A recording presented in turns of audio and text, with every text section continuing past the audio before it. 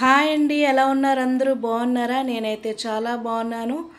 So ఈరోజు video ఏంటంటే ములంకాయలతోటి curry చేయబోతున్నాను. అలాగే ఇందులో ఒక మిక్స్డ్ వెజిటబుల్ కూడా ఉంది. అదేంటో చెప్తారా? అదేనండి, వంకాయ, ములంకాడ వంకాయ కర్రీ.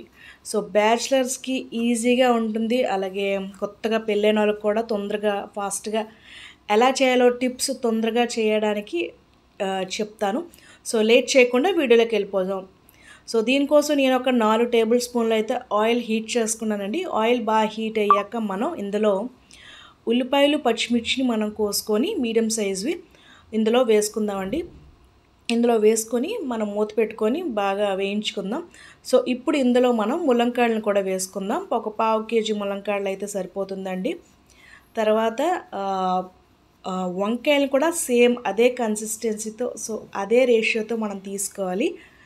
సో ఈ రెండు కూడా పావు కేజీ తీసుకొని ఫ్రెష్గా కడుక్కొని నూనెలో బాగా వేయించుకోవాలండి. ఎందుకంటే నూనెలో వేగితేనే ఆ కూరకి ఆ టేస్ట్ అనేది ఉంటుంది. కొంచెం పసుపు, అలాగే సాల్ట్.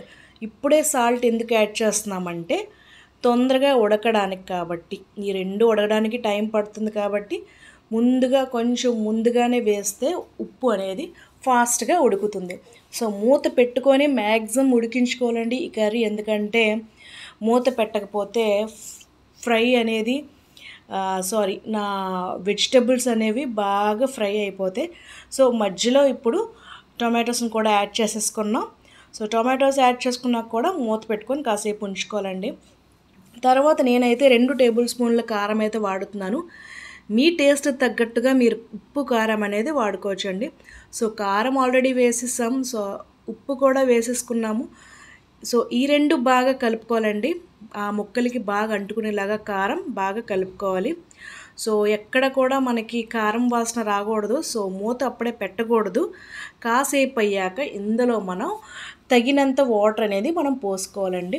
మీరు కావాలంటే దీన్ని చింతపండు రసంతో కూడా అయినా చేసుకోవచ్చు, కానీ వాటర్ వేసుకోండి, ఇదొక టేస్ట్ వస్తుంది. కూర మునిగేంత వరకు వాటర్ వేసుకోండి, అంతకు మించి అయితే అసలు అవసరం లేదు. సో ఈ కూర మునిగేంత వరకు వాటర్ వేసుకొని ఇప్పుడు మూత పెట్టుకొని ఒక్క 10 నిమిషాలు హై ఫ్లేమ్లో పెట్టుకోండి. చూడండి బబుల్స్ వస్తున్నాయి కదా, ఈ హై ఫ్లేమ్లో పెట్టుకోవాలి 10 నిమిషాలు. సో 10 నిమిషాలు హై ఫ్లేమ్లో పెట్టుకున్నాక బాగా కలుపుకోవాలి. ఇప్పుడు దీన్ని మనం లో ఫ్లేమ్లో ఒక 20 నుంచి 25 నిమిషాల వరకు లో ఫ్లేమ్లో పెట్టుకొని మధ్యలో కలుపుకుంటూ ఉండాలండి.